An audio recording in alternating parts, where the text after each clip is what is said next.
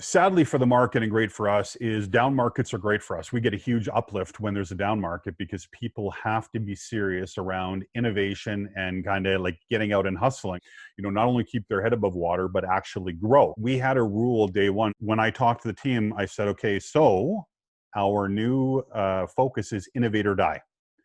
Every one of our clients has to pivot within the next 30 days or we let them go. Y'all ready for this? Welcome to the DeVerna podcast, where we talk about business, life, and how to win at both.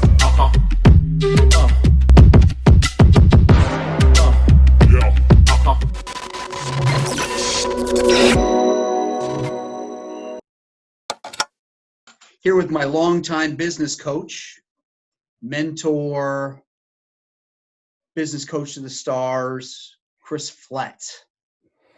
Well, hello, everyone, and thank you, Dan, so much for having me back on your channel. Yeah, you bet. Absolutely. Always fun to spend time together, even though we can't be having a whiskey in Las Vegas this year. This is not even close to the next best thing, but it's like, it's on the list somewhere. So I'm mindful of a card that I gave my mom when I was about 5 years old. And it said, even though we're apart, you're always in my heart. It's nice. Very good. Well, and frankly, living in your garage for as long as I did, it just wasn't comfortable. I'm sorry, but the motorcycles did need to come back inside. And I appreciate you brought your own tent and so on. But really, the Canadians we want our American brethren to kind of stay safe down on that side of the border for the time being. Yeah, for the time being. So I'm going to hit you with a few questions. Some things I thought we could talk about that made sense considering the time we're in, and then some other things that maybe it wouldn't matter what time we're in. But having seen the strange things happening with this kind of COVID time, is there anything that surprised you with what you've seen from either from clients or maybe people that aren't your clients that are business owners or salespeople? To the good or to the bad? Anything that surprised you or that you're seeing out there? Yeah, what I've noticed is that first couple of months, people seem to be scared, and rightfully so, right? There's a lot of unknowns. But prior to the last month, I've seen a sadness almost come across the market, and I think it's because people are realizing, those holidays that they had to look forward to. I mean, I think of our Vegas trip. How long have we been going to Vegas? 6 years? Mm-hmm. A lot of people are coming to the understanding that in order to get control of what's happening both in the pandemic and the markets, it's going to require a whole new level of discipline that we haven't really been forced to come up with before. And so I have been kind of reminding clients and colleagues, hey, everyone, we're in a marathon, not a sprint. And, we now have a better understanding of the dynamics that we have to adjust to. Like, what are we for? March, April, May, June, July. So we're like 4 or 5 months into this. This is the new way of doing things for the foreseeable future. So acceptance is going to be 90% of that. But that sadness or the heaviness I see everywhere. Yeah. And I think there's like so many reasons for that. I mean, it's the business relationships. It's somebody that has been, on a plane traveling to see all the people in person, and now they're seeing them. And there's some bright spots to that. Spending more time with your family, spending more time with those people that you're closest to is great. But also, I mean, I know you had the same situation, but we had a Disney trip that was canceled, summer vacation. Well, I don't know if that's a good idea. We were going to do this or do this, and even my son Drake got back from being on the ship, and I opted not to go visit him. And he's like, oh, come on, you can't come out for a few days? Well, I definitely could, but the risk reward is, you got to be a grown-up and make grown-up decisions, and that's not always fun. And this is definitely one of those times. Well, I think for a lot of people, right, that's the thing, and that we're seeing is that people are like, but I've always done this. Like, I've always visited family in the summer. And I see people that are like, American friends that are coming up to Canada to visit Canadian relatives. And I'm like, if there was ever a time to not do that, this is probably the time. And they're like, yeah, but we've been coming, up to the Muskokas, which is in Ontario, Lake Country, for 20 years. Like, we don't want to stop that. Well, I know you don't want to stop it, and I know you probably don't want to wear a mask, and you probably don't want your kids to go to school, 2 days a week instead of 5, and you probably want people to answer the phone when they don't. Like I've never done the volume of calls that I've been doing this pandemic in my career. Like I'm doing 500 calls for what I used to accomplish in 100. And I guess for me, because I like things to be a bit hard, I'm leaning into the difficulty of this. And I think we're going to come out, those of us that callous ourselves, using the Goggins kind of term, when you callous yourself to the situation of just accepting that a blister will become a callus, when we come out the backside of this, it's all going to be much easier. But to the point you're bringing up right now, it is really hard, this initial process of adaptation. So that kind of bleeds into the next part of this, which is like, how much of this do you think is permanent and how much of this is temporary in the way that we're doing business? Because business for you has changed, business for me has changed, and really, let's face it, business for everybody on some level has changed for sure.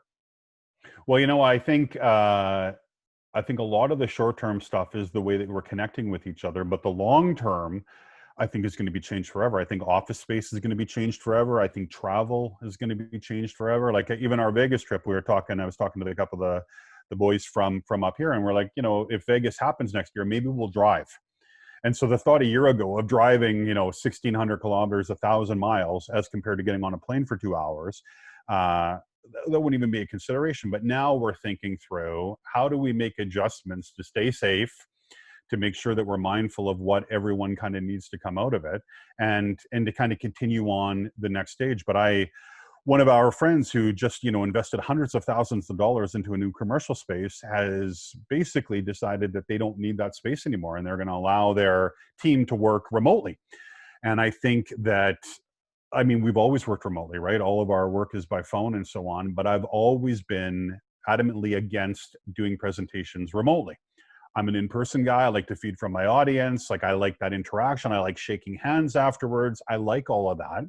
And this fall, I think I'm booked for, we're at 18 or 19 conferences, virtual conferences.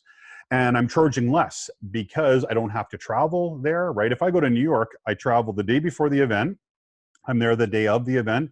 I travel home the day after the event. And so a 45-minute keynote is a 3-day investment. One day this fall, I'm speaking at New York at 8 o'clock in the morning, Pittsburgh at 10 o'clock, and Chicago at 1 p.m. And never before have I been able to do that, just due to, being able to move between the cities.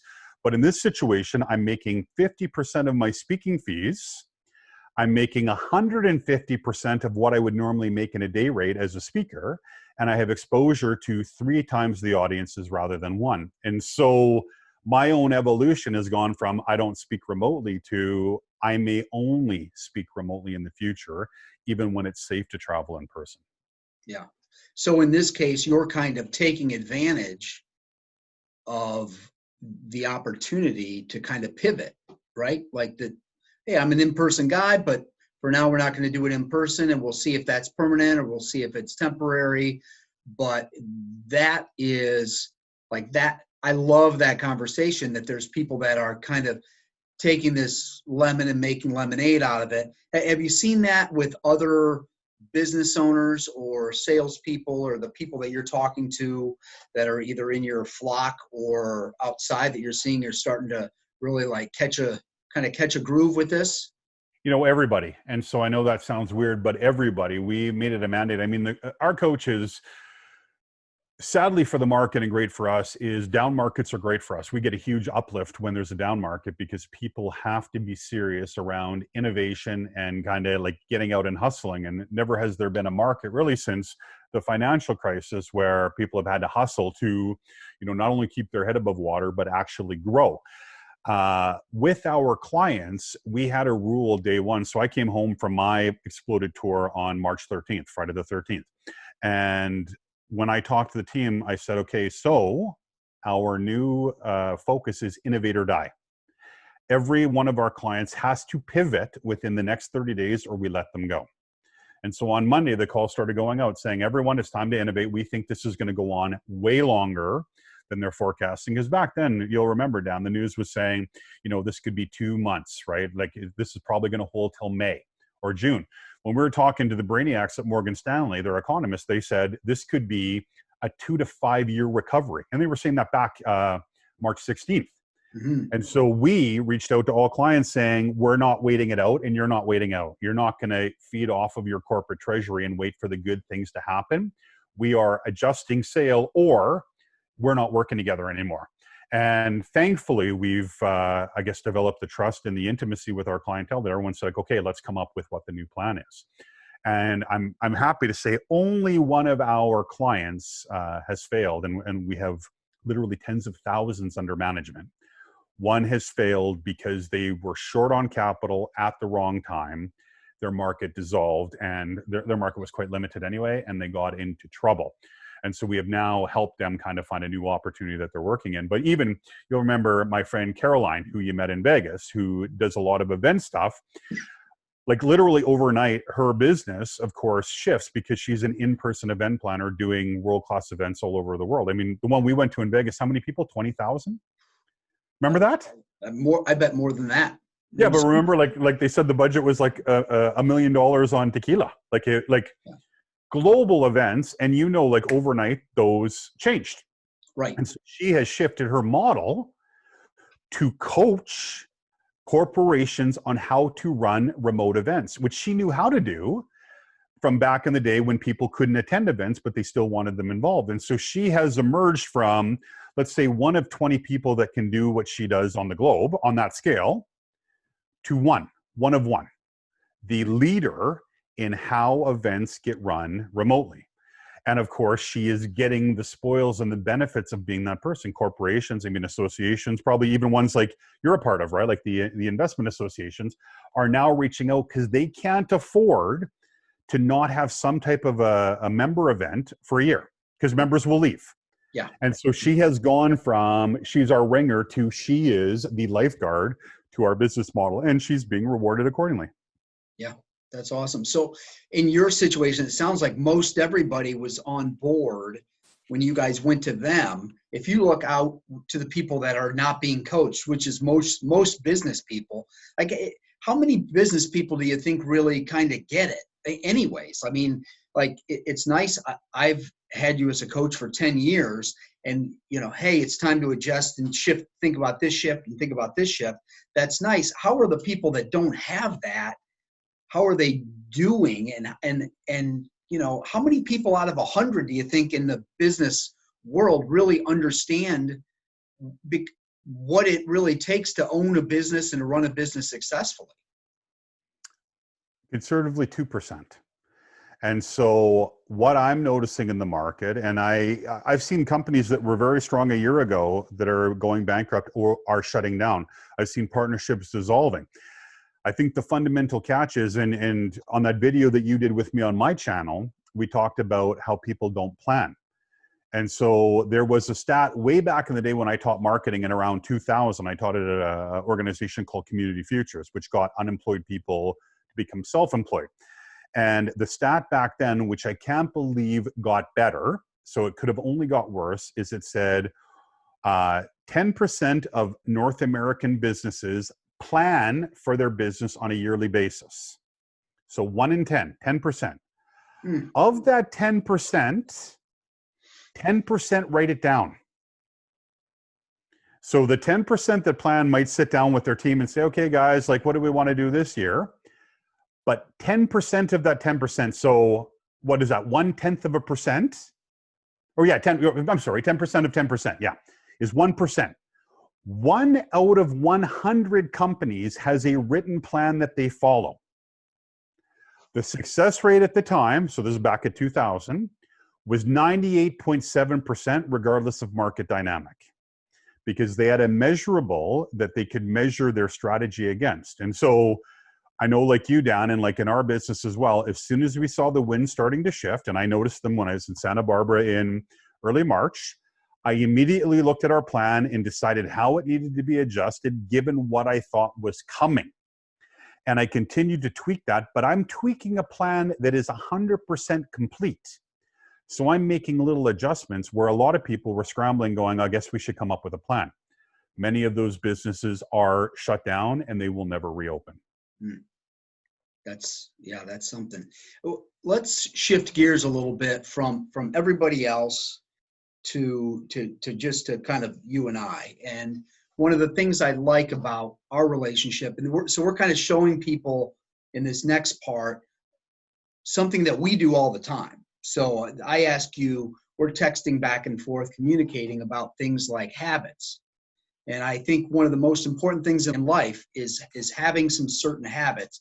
And I'm always picking your brain about, hey, if you were going to share a habit that you've picked up since the COVID stuff happened, what would that be as a new habit that's developed for you? And then also long term, you've got, a slew of habits and things that you do consistently. What would be one that might be an oldie but a goodie?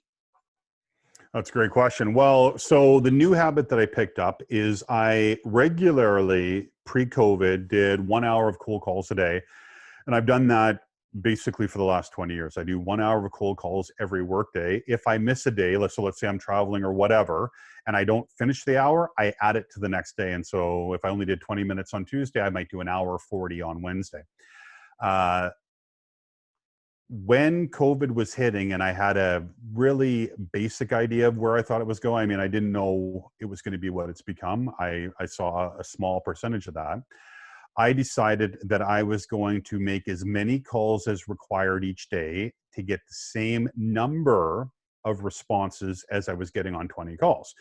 And when I say response, a response is a yes, a no, or an I don't know follow up, but it's not a voicemail. And I have now gone from making cold calls an hour a day to regularly doing 4 hours of cold calls to get the exact same outcome. Wow. That new habit for me is I'm just doubling down on what I know works. And because it's harder to get it done, I haven't adjusted my plan to have less engagement. I've adjusted my plan to make more outbound to get the same level of engagement. So that's a new habit that I don't love. Like, I really don't love it. I really liked what I was getting, up until, let's say, early March with an hour a day. I don't like that I have to do 4 times the work for the same outcome. Habits that I had before that I'm carrying through, which kind of go in line with that sheer volume of phone calls, is I get up every morning very early, on average 4:30 in the morning. Pre-COVID, I got up at 4:30 so I could have a pot of coffee. Yes, I said pot, not cup. A pot of coffee, be at the gym for a 5:30 open, be done my workout by 7:30, be on the phone by 8 o'clock and do my hour of cold calls, then my coaching calls. The gym obviously is closed. I haven't changed the habit of getting up early, but I will get up at 4:30, 4:45. I will still have a pot of coffee, but I live on the West Coast. So I start making my East Coast cold calls at around 5:30 a.m., which is 8:30 Eastern time. And then I start working the clock back as we go across the country. And so my California, Oregon, Washington state calls are my last calls a day. My Massachusetts, my New York, my Miami, my Georgia, those calls all happen first. So I have just swapped out the working out at 5:30 for the additional phone volume. And then what I did is I went on Amazon right when this was all hitting, and I bought myself a battle rope, a bench, a couple kettlebells, some workout stuff, workout bands. And now I do my workouts in the afternoon or night, where I used to always do it in the morning. Now I prefer to work out in the morning because I'm tired by the time the afternoon's done, especially after 4 hours of cold calls and, let's say, 2 or 3 hours of coaching calls. But I have adapted to getting the workouts in. Are they as good as they were? No, but I'm still doing them. And I'm refusing to break the habits, which I know I appreciated the spoils of. So that's one example of a habit that I've carried through, but I've made just a little adjustment on how I schedule the day. So if you do your cold calls and you accomplish, you get to that 6 or however many people you said you were going to reach out to and actually get in touch with, if you do that and you get your workout, is that a successful day, or is there more things that have to go into a day for you to make it, to feel at the end like, oh, I did good today? Great question. And I actually thought your question was going to go in a different direction. So there have been days where I do 2 hours of calls, so twice as much as I used to do, but half as much as I would have been doing. And I have a certain amount of engagements I have to have each day and a certain amount of money I need to generate each day. And so those are the 2 metrics that I use in my head. And a friend just asked me, he said, on the days where after 2 hours you hit your mark, do you stop? And I don't. And so I'm now on a 4-hour routine. And so when I get to, I know I'm going to have days where I might not get any. And I had, as I shared with you, a week where I went 4 or 5 days without talking to one human person. Now, excuse me, on the Friday, I hit gold. I hit a massive opportunity, which goes to show stay consistent. But on days where I hit in 2 hours, I still do the 4 for 2 reasons. One, to callous myself, so to get used to the hard run. But number 2, I know I'm going to have bad days. So I might as well throw some extra ones in the bank that I can work off of on the days where it doesn't go well. That's interesting. So the thing that kind of, if I'm going to take what you do and then add something I do, I always, when I started in this business, I was always set to schedule 2 appointments a day. And then I started to realize how many people canceled. And so I went to 3 appointments a day. This is a Tim Croak philosophy that he gave me when I entered in the late 90s, right? And so we went to 3 appointments a day. And then I realized if it was Tuesday afternoon and I already got my 3, like it's way easier to get number 4, 5, 6, 7, 8, because you have the momentum. So Right. A lot of people think, oh, geez, I got that thing. I got it going this fast. I did my job for the day. I can shut it down.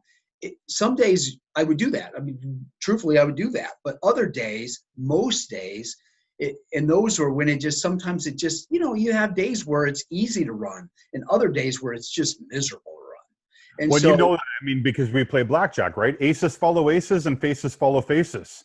And so winners win. And so when you're winning, why would you stop, right? Like whatever you're doing that day is working. So keep on pumping it until that tank is empty. Yeah, it's and it's funny because that's not a philosophy that's lived by many. Like it is, but I also think there's a difference between how we feel about our jobs, if you will, in comparison to most people. Most of the people that I talk to on a daily basis, they don't feel about their job the way I feel about mine or the way you feel about yours. I don't think. Well, even when I'm getting kicked in the teeth, which happens all the time, I'm having a good time, right? Like it was back to when, that I was a bouncer back in the day. And I remember some nights, like, when you look back on it, my 12-year-old said, Dad, have you been in a lot of fights? I'm like, yeah, not a lot of fights, right? And I was telling this to a couple of buddies who I used to bounce with. And they're like, you were a bouncer for 5 years. You worked 250 nights a year. And on average, we got into 1 to 3 fights a night. And so if you do the math, each of us had probably been in between 1,100 and 1,500 fistfights, and that's unbelievable even to say out loud. And I did the math a couple of times because I said it's almost impossible because it didn't seem like that much. Mm-hmm. But the truth of the matter is, when I was going outside to beat on someone and I ended up getting an equal or greater beating, I was still having a pretty good time. And maybe that conditioned us for business. Is a kick in the teeth is still kind of a good story. So I enjoy my closes as much as I enjoy the epic shot down where people are so freaking rude on the phone. Like I almost tuck those aside because those are special to me. I really like when people are super rude to me on the phone. Yeah. Well, I think in my situation, thinking back to the way I was raised or thinking back, I always grab Cooper Tire. That's like, there was a really easy thing that I remember about Cooper. Like the first day I went to work there, I remember they told me how much money I was going to make, and I didn't care what I was going to have to do for that money. Didn't matter. So I quit my other job, went to work there, and I remember driving home in the car after the first day of work, not crying, but weeping, like wondering what I quit a perfectly good job to do this. My hands were like that. I was pulling mandrels for the local people and that know what that is. Like you're taking rubber and you're sliding it over these hot things and you're getting burns, and your rubber doesn't slide well on anything. That's why we use it for tires. It was a tough job. My worst day in this job is not even close to being as bad as an average day at Cooper Tire. So I really love and appreciate not just the history of Cooper Tire and that I had that, but like it gives you perspective. Like, and now fast forward, we have 1,000 households. We're, own a business where we got a bunch of advisors that work for us. We own have, an awful lot of money under management, and it doesn't feel like work, which leads me into the next question for you, which is, how many days, like I don't know if you map it out for a week or a month or a year, how many days at the end of the day does it feel like you worked? Like, do you feel like, oh, it doesn't ever feel like work, or it always feels like work, or somewhere in the middle? Because I think about my job, and there's just so few things that I do now that really feel like work. Great question. So my days are hard. And so I have that thing where I'm like, glad eaters eat first, right? The people that work hard get fed the most. I think I answer the kind of the question two-faced. And so one is, my days are hard. Like, some days are really hard. And when the end of the day is done, at 5 o'clock in the afternoon, like, I'm actually ready to go to bed. Now, it could be because I got up, 13 hours before, but I'm tired. But on the other side, I'm afforded the opportunity to only work with people that I really like and to do projects that I enjoy. And so I never feel like I have to do something. I always feel like I get to do something. And my worst moment in my week is Fridays at 5.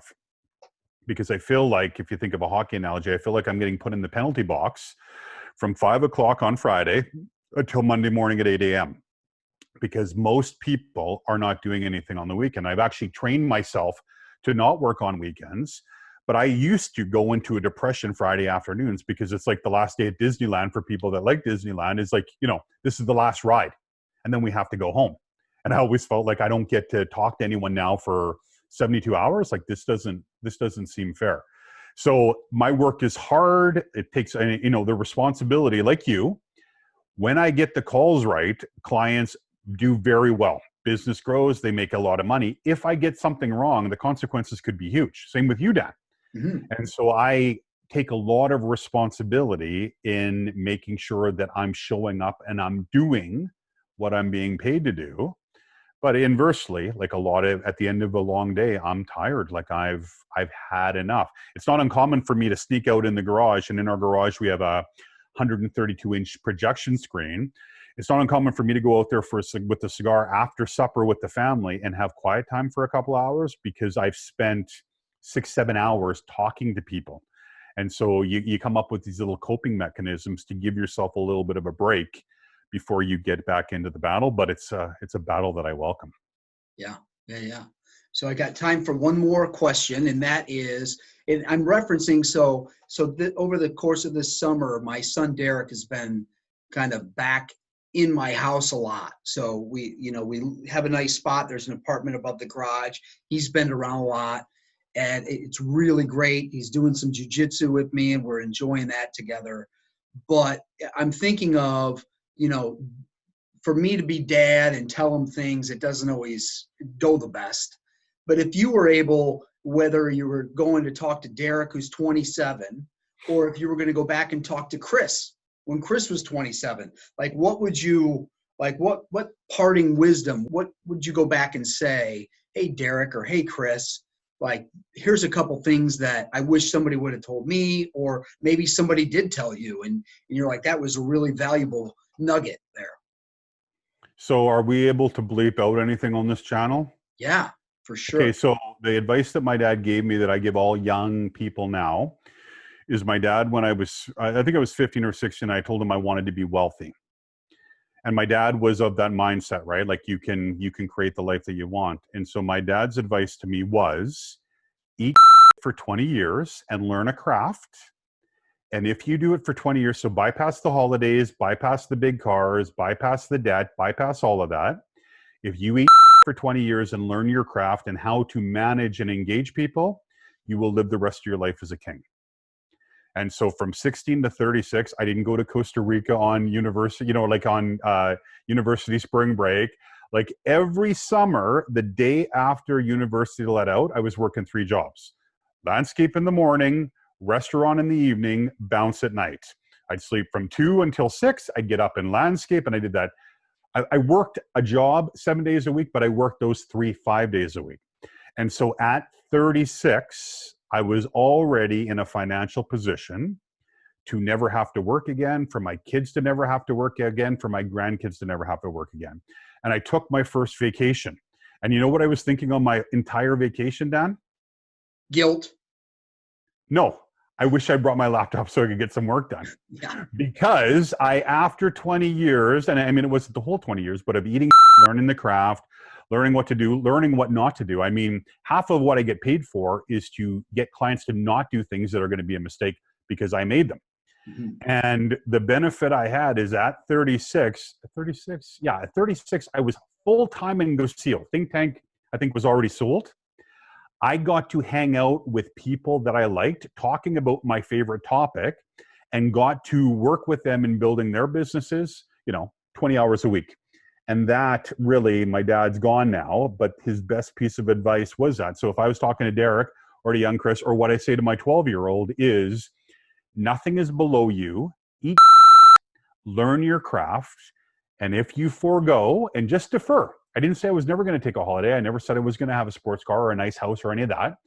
But all of my friends were struggling with debt and making their decisions based on that debt. I didn't have that. I didn't have a nice car. I had a car, I had a Jeep. And I just got, at 46, the first new vehicle I've ever had in my life. I've always bought used, and the only reason I got new is because I had to dump a 7 Series BMW where the turbos were going to blow, and the only place I could get a good value was Toyota. So I got a new Toyota truck on lease that the company pays for. At the end of 4 years, I will give it back to them and drive my 1985 F-250 because that's who I am. Mm-hmm. Awesome. Well, thanks for your time today. I know it's very valuable. It's very valuable. It's always a pleasure, and the bill is in the mail. Excellent. Good. Well, have a great rest of your day, and I'm sure we'll talk sometime very soon. Oh, thank you so much, Dan. And thanks for getting out of the garage, by the way. Very nice. No problem. Thanks. Yeah.